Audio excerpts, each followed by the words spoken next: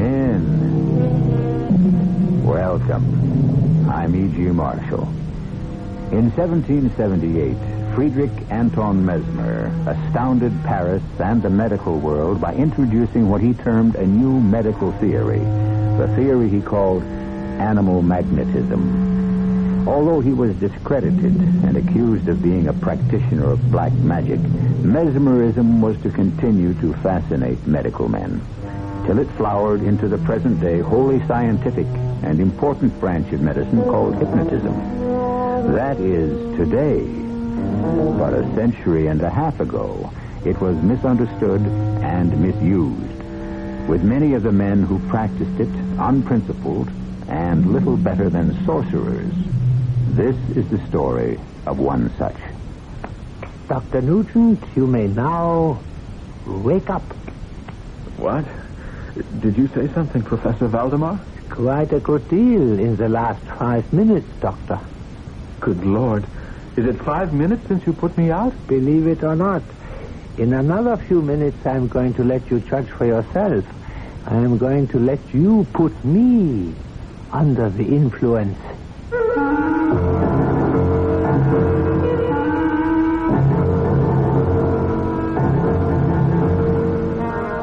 Our mystery drama, A Living Corpse, was written especially for the Mystery Theater by Ian Martin and stars Robert Dryden and Kurt Peterson. It is sponsored in part by Buick Motor Division and Listerine Lozenges. I'll be back shortly with Act One.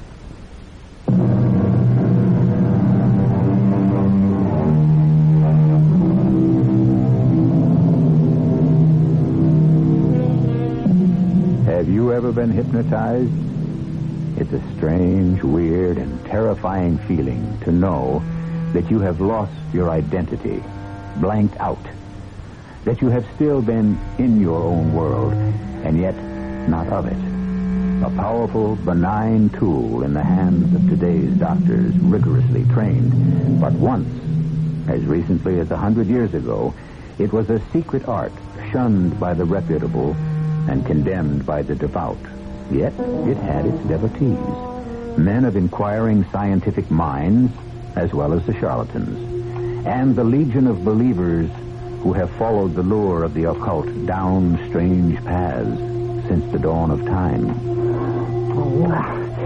Now, who the devil... Oh, Professor Valdemar, it's not the police. Calm yourself, Mrs. Salisbury. No need for alarm. But for the moment, it seems we must wait to bring you relief. I will turn off the pacificator for the moment while I answer the door. Oh, if it's the police. Mrs. Salisbury, the art I practice is not illegal, however much it may be frowned upon by the know-nothings. Besides, I shall close the door to the room and leave, and you will be quite safe.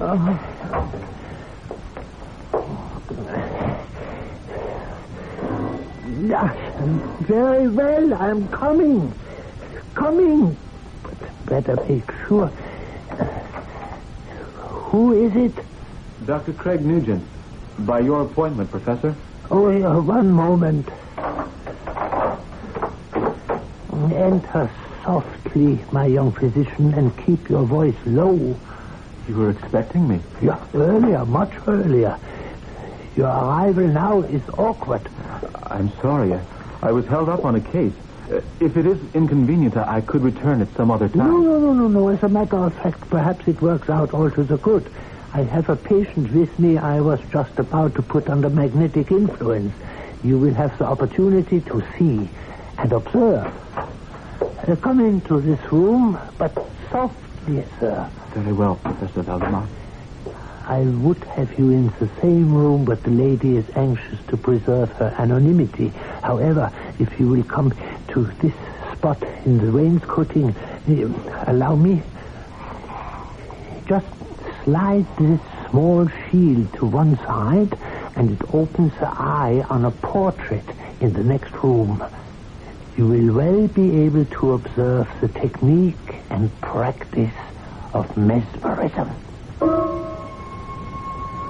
At that moment, every instinct within me screamed in silent warning for me to run. But My venal ambition and unbounded curiosity nailed me to the floor.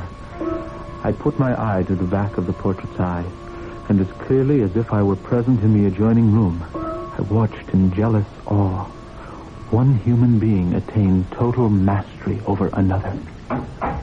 Oh, what was it? Who? Oh, nothing at all. An errand boy. I sent him packing.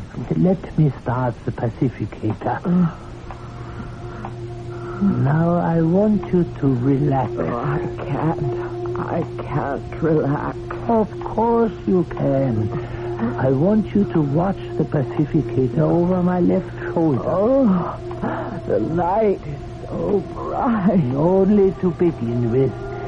Just watch. Listen to the sound and watch the spinning disc. Relax. Relax. You want to go to sleep. Sleep. Yes. Sleep. Look deep into my eyes.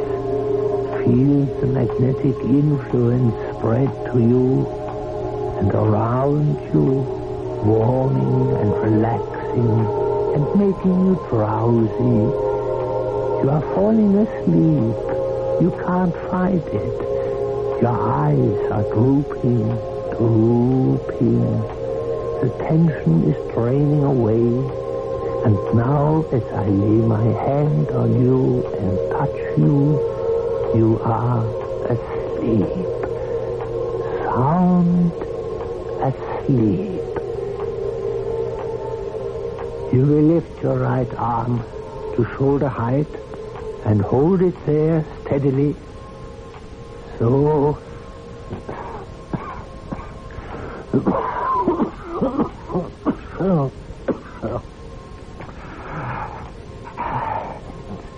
Well, Dr. Nugent, are you still there? At the peephole? You need have no fear of speaking up. She will not hear you. You're certain she won't?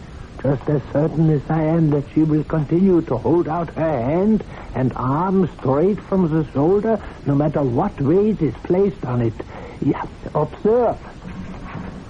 That heavy cold scuttle, she couldn't possibly hold that with her arm as it is. Oh, but she will, and she can. Look. It's possible. With mesmerism, nothing is impossible. So. She need hold this no longer. The point is proven. You may put your arm down now, Mrs. Salisbury. That's right.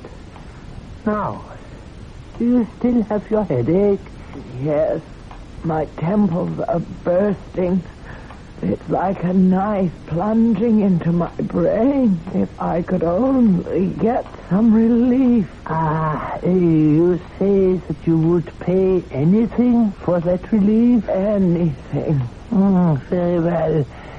Tomorrow, you will remember this when I wake you up. Tomorrow, you will go to the bank and take out $10,000 and deposit it in my name as the Boston Federalist. I promise I will do as you say, if you will only give me relief. I lay my hand on your brow. I pass it gently to and fro. And as I do so, the pain diminishes. Diminishes. Till now, it is gone. Yes. Oh, yes. It is gone. Oh, what joy. What peace. It will not return. When I wake you, you will know that. It will never return. It will never return. And you will forget everything we have said about the money. Till tomorrow, at 10 o'clock exactly, you will make the transaction.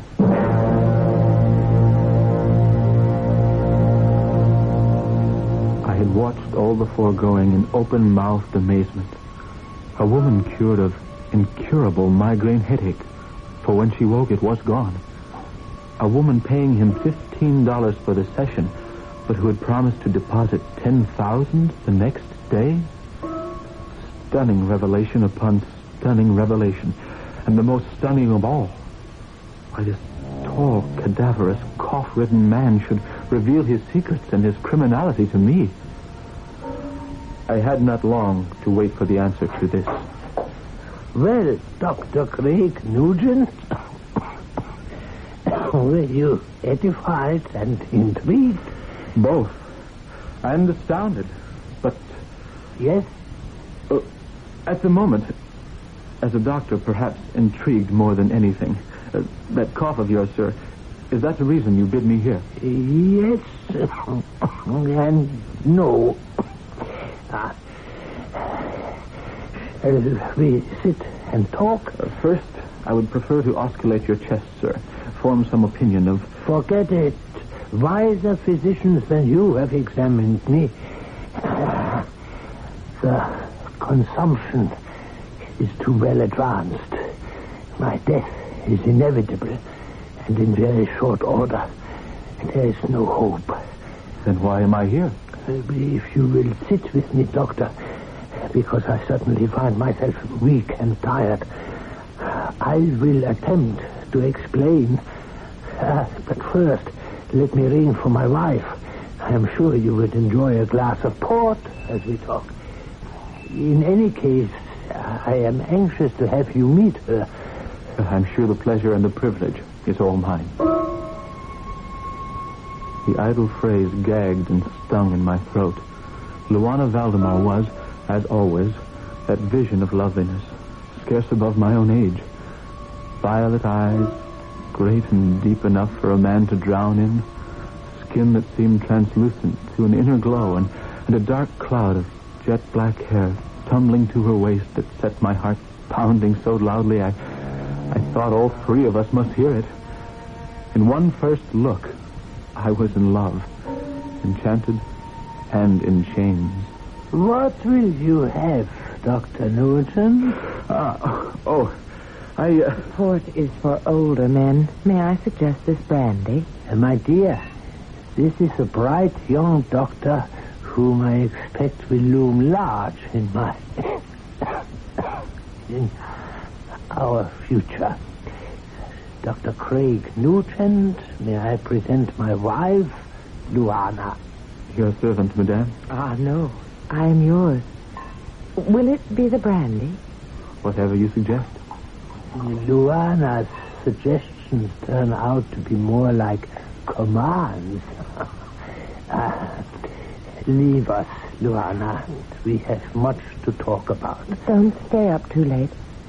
I hope to meet you again, Dr. Nugent. I sincerely hope so, Madame Valdemar. You will. You will. Now, off with you. Whatever you command, my husband. You are not drinking your brandy, Doctor. Oh, no, yes, sir. It is excellent brandy. I don't quite understand why I was invited here in the first place. Of course you don't. I think if you will entertain my proposition, you and I have a great deal to offer each other. For a beginning...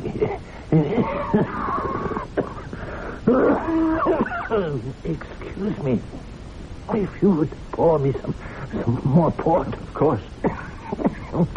And once I have soothed this accursed scratching throat of mine, I can make a start about explaining all about the end.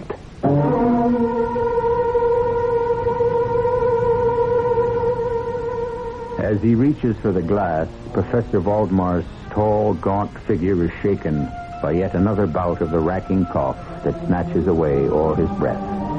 In medical dismay, young Dr. Craig is helpless to do anything to relieve him or to imagine what on earth kind of service he can offer this strange and half-dead man.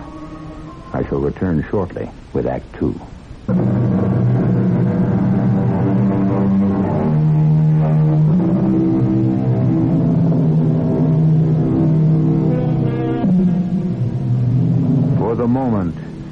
As the smooth, mellow port seems to assuage the paroxysm of coughing by the older man, Craig has been eyeing him clinically, dispassionately. Now, suddenly, from under the shaggy brows, he finds that the professor's dark, smoky eyes are burning into his, and beyond them, to his brain. For a second, he can almost feel the world slip away from him. And then, with an effort, as he tears his eyes away, he finds himself his own man again. That's a wicked cough, Professor Valdemar. Yeah. I am beyond medical help. However, you might still help me. How would you like to know all my secrets? The study of a lifetime. You have one thing I never had. That precious sheepskin, that open sesame to acceptance by everyone. I could never put anyone into a sleep or a trance. Oh, you could. If you knew the secret, all it takes is that. And you are prepared to tell me that? If you prove as apt a pupil as I believe you will, and on the giving of a solemn promise from you to me... I'm a little bewildered. I don't know what to say. You need not answer tonight. It is late and I am very tired. But I must know by tomorrow. For my time... Well, I don't have to tell a doctor. My time is short. Must I make the promise before I learn the secret? No. Then suppose I refuse to give it after you have taught me what you know. You won't. I promise you. You won't. I left that strange house with my head spinning. I'd walked there during the twilight, but now it was almost pitch dark. My way lighted only by an occasional street lamp. I hadn't gone more than 50 yards from the door when suddenly a figure swam suddenly out of the murky gloom. Come with me. Juana! No, it's too dangerous. He might see us. Right here, in the shadow of the postern gate. Oh, dear Lord. I nearly fainted when I saw you in the house tonight. What brought you there? He summoned me. What did he want? Oh, he knows about us. No, darling, no.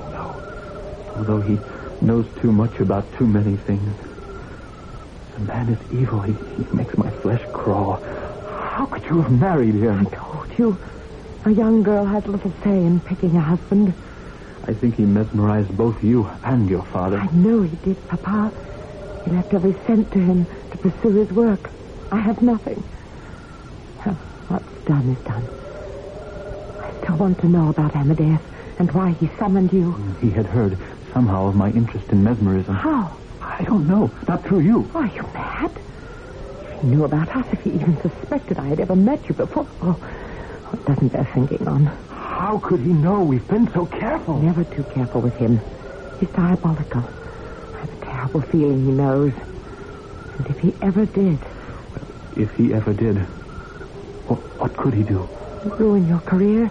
Shame me as an adulteress? Oh, he has other ways to punish us and make us crawl. What other ways? You'd have to have his mind. Cruel, vicious, distorted, and half mad to imagine them. Oh, but worst of all, my darling, we'd be separated forever. No, not that. Ever. No way to stop it unless... Unless what? Unless we got rid of him, killed him somehow. No need for that. Providence will provide in time, and very shortly. You mean he's dying? In the terminal stages now. He knows it as well as any of us doctors. And the safest thing is for us to stay apart until it happens. Not even see each other. No need for that. I must come back to the house tomorrow. Why? Well, he's offered me a strange proposition which I feel I can't afford to turn down.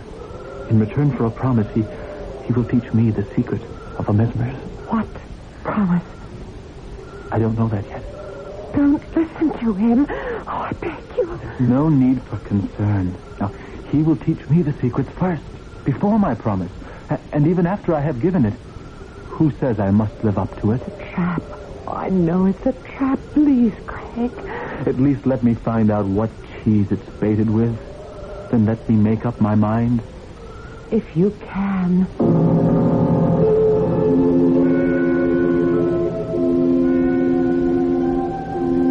I should have listened to Luana, but other compulsions were driving me on. I don't defend myself. I was everything that Valdemar himself had named me, and I had to gamble. I couldn't pass up the chance of a lifetime. So, my young friend, you have decided to accept the bargain, yeah? At least to listen to the terms, Professor. Yeah, by all means. Would you believe that I could put you in a trance in, say, 1 minute? No. Let us proceed then to test that by example rather than precept. No. Please remain seated. I am just placing this lamp behind your head so that you are in shadow, and as I move to sit in front of you, the light is full on my face. Now, I ask only one thing, that you focus your entire attention on my left eye for 1 full minute. Do not let it waver and do not interrupt. Let us both check our watches. Right. Whenever you are ready, look as I asked and indicate for me to begin. Very well. I'm ready. Look in my eye. Think of evening skies at dusk. The clouds drifting softly lower and lower.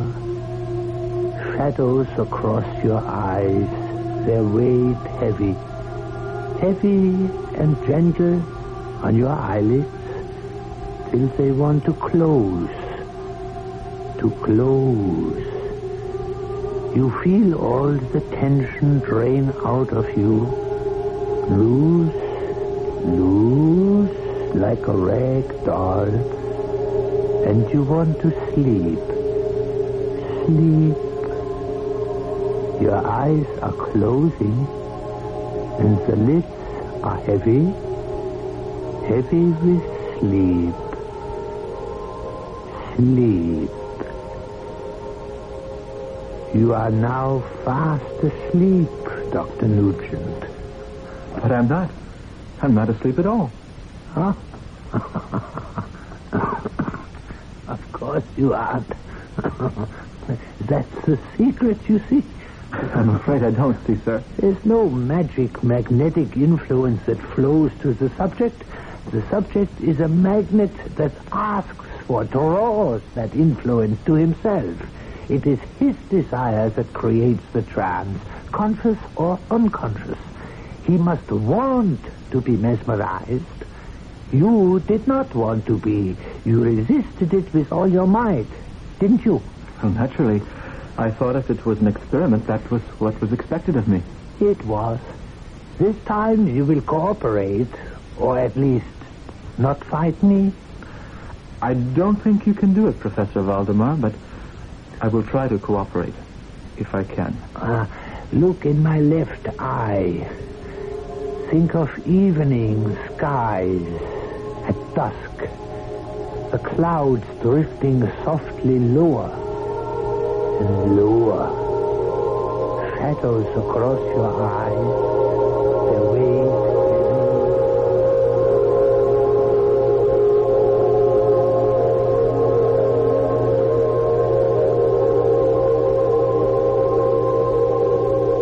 You are now fast asleep.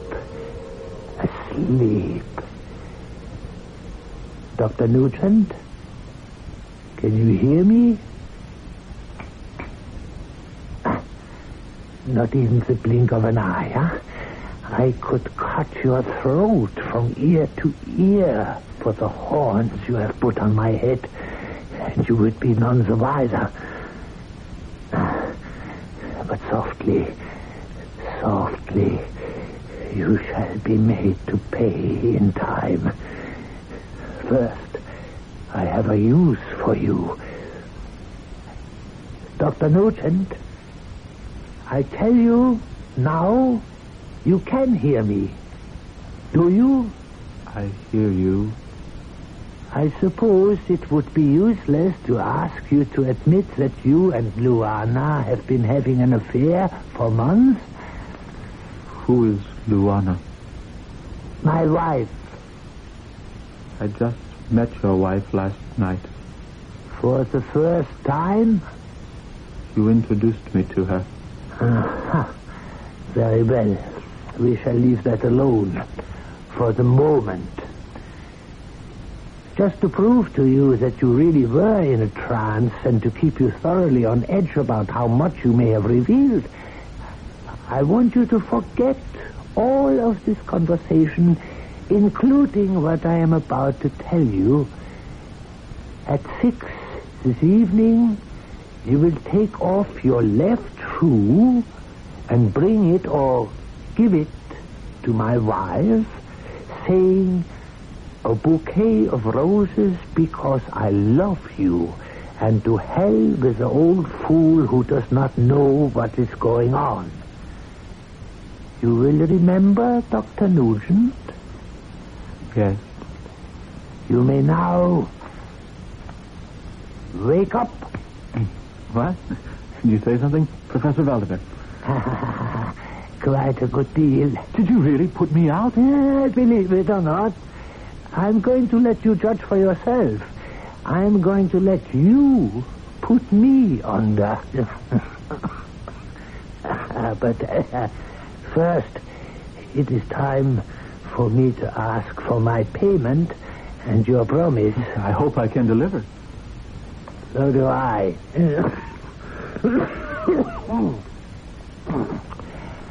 As you can hear, I have my own doctor whom I trust implicitly. He finally has told me that my life can be measured in hours. I want you to promise to be by my bedside. I want you to do for me what has never been done before. I want you to mesmerize me in articulo mortis, in the act of death. But just before it, so that the old man with the scythe will be stopped in his tracks.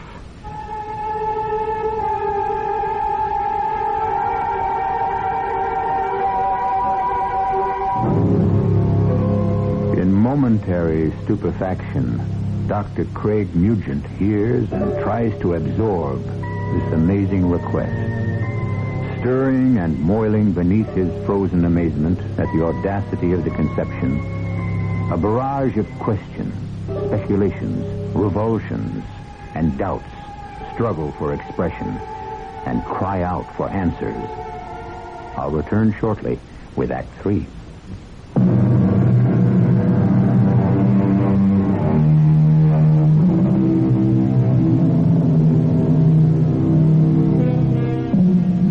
Remember, this is before the middle of the 19th century.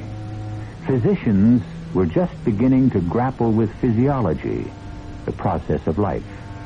Death, the great mystery still, and perhaps forever, was then a total one. There existed almost no apparatus to prolong life, such as is common practice today.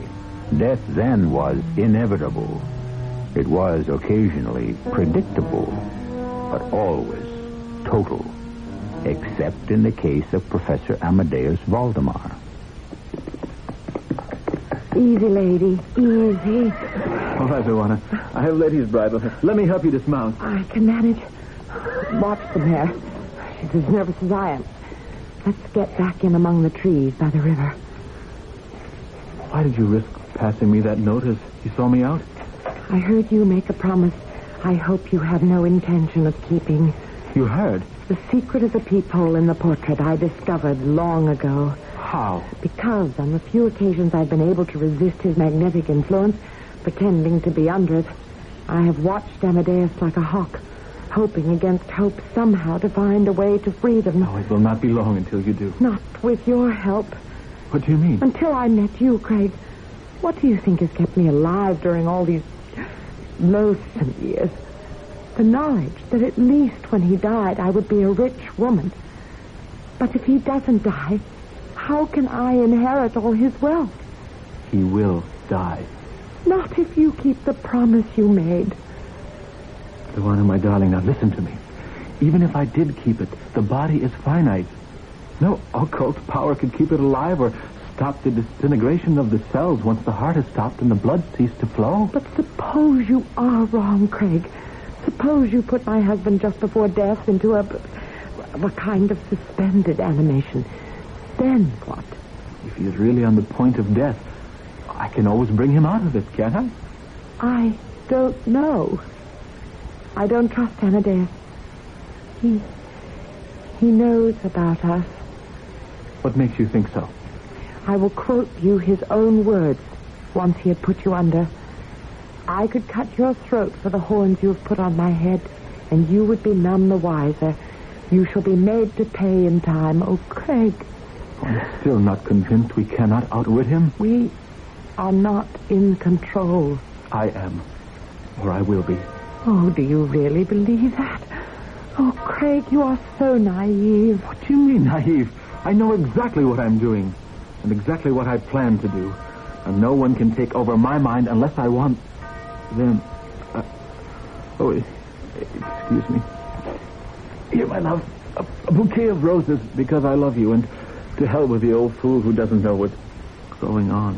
What? Your boot? No, take it. This bouquet of roses. That's odd. It's one of my boots that I'm holding in my hand. The left one, just as he told you, to offer me as roses at 6 o'clock tonight while you were mesmerized. Now do you see why I fear him? He's always one step ahead of us, all the way.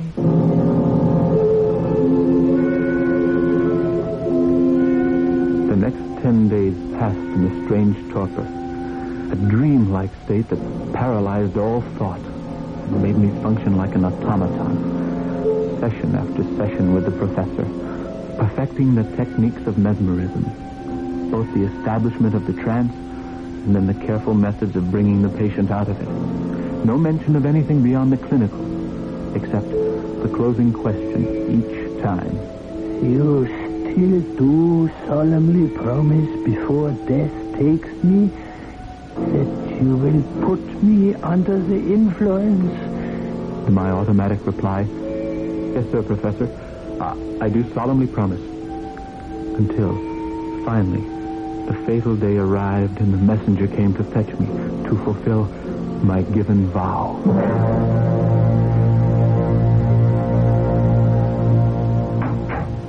How is he? Sinking fast, barely holding on to life. I must hurry. Why? Let him die. It would be a blessing for all of us. I can't do that, Luana. You realize if you keep him legally alive that I am left with nothing? You have me. I don't have you. I can't have you as long as I'm married to Amadeus. We can go on as before. No, we can't. Not even if I wanted to. People will be watching us now. But I love you. How can you and make of me what you plan to? A nurse to a living corpse, tied hand and foot to its service night and day. You keep him alive, and I might as well be dead forever as far as you are concerned. I climbed the stairs, outwardly calm, but inwardly a seething storm of emotion and indecision. At the open door to the bedroom, I stopped. That you, Nugent? Yes, Professor? Where, in the name of conscience, have you been? You still wish to be mesmerized? Wish? I command it by virtue of our compact and your sacred and solemn promise. Which I might choose to break? Oh, no, my dear doctor. I told you you will keep that promise. If you entertain any notion of not doing so, I have made certain provisions to make you weigh your decision carefully. What provisions? My affairs are in the hands of my solicitor. Not one penny goes to my wife by virtue of an early marriage settlement, except an amount enough to maintain my body in suspended animation with her as its keeper. How can you demand such a monstrous thing? How could you, with your young body and easy morals, have done such a monstrous thing as steal her from me? I beg you to understand it was not her fault. I have no time to listen to your thoughts.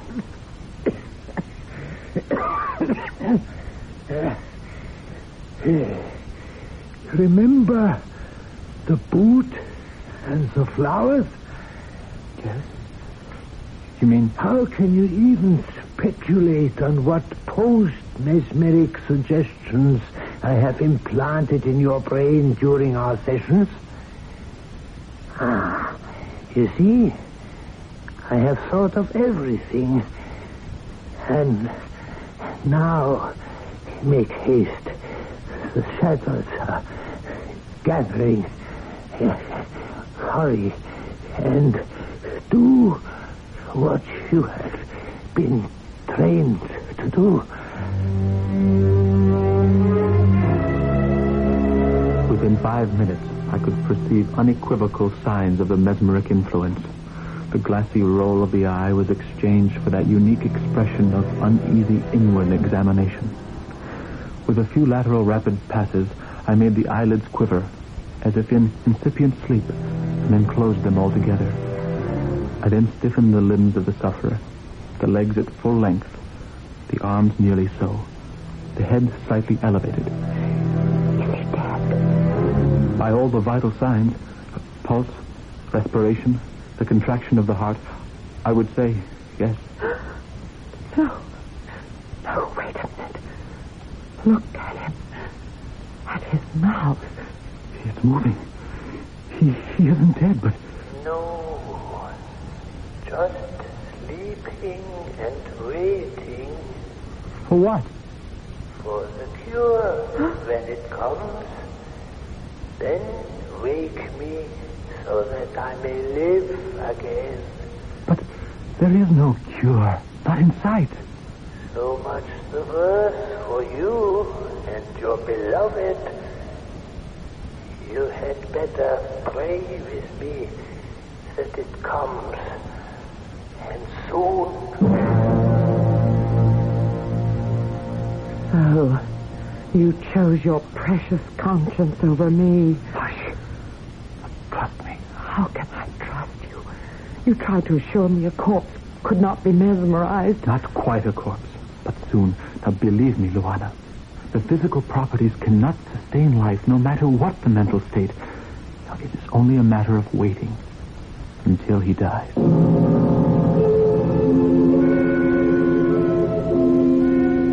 And wait we did, hour succeeding hour, day succeeding day, and week and month, until finally it had to be faced.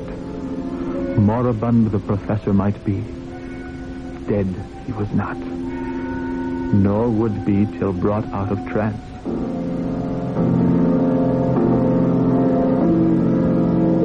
Don't you see, Luana, this has always been my way out. If the worst came to the worst, physiologically there's not enough strength to maintain life. Now, at last, with a clear conscience, I can do what I never promised not to do. I can bring him out of the trance. Why have you waited this long? I could assign many reasons, but suddenly I realize I don't quite know. Only that we wait no longer. Professor Valdemar, can you hear me? Yes? Are you asleep? No, not asleep. What then? Dead? Or alive? Somewhere in between. What are you waiting for? A cure. There is no cure. And we cannot wait. I'm calling you back. Are you so sure? You were the teacher. You taught me how. I also never stinted on the warning What warning? that there is no trick. It all depends on the subject, on his will, what he is willing to do. Without his will, you have no control. No control. Not ever to reach me again. Because I choose to stay where I am.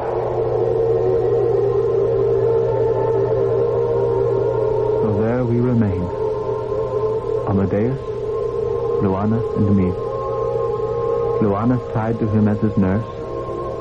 Myself, forever trying unfruitfully to bring him back from that halfway house, either to life to reason with him, or to death for his own peace and ours.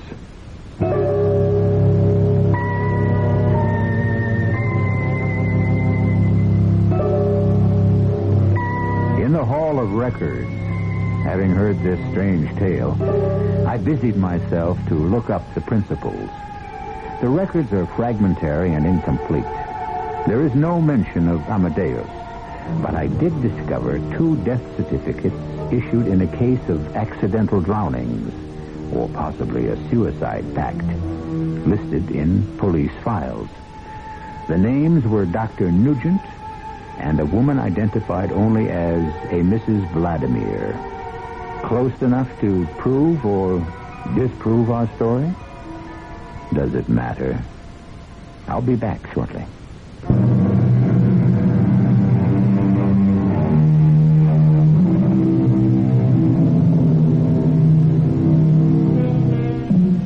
One loose end remains, the body of Professor Valdemar. That I could find no trace of. Only vague hints here and there of a cult that believed that death might be held at bay by placing bodies in suspended animation, much as the proponents of cryogenics or deep freezing propose today. Amadeus Valdemar could have been reawakened and long ago cured, and with the passage of time, gone to his ultimate reward. The only thing that tends to irk is that I'm sorry to tell you, we'll never really quite know, will we?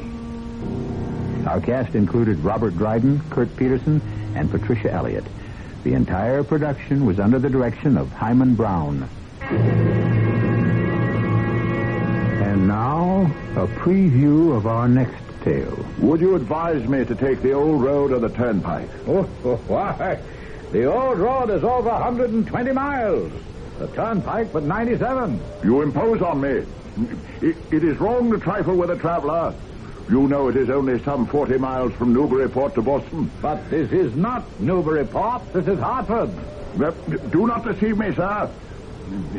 Is not this river I have been following the Merrimack? Oh, no, sir. You are just outside Hartford. And this river is the Connecticut. Have the rivers changed their courses as the cities their places? Am I forever... But again the clouds are gathering. The storm is at my heels. God curses me for that fatal road.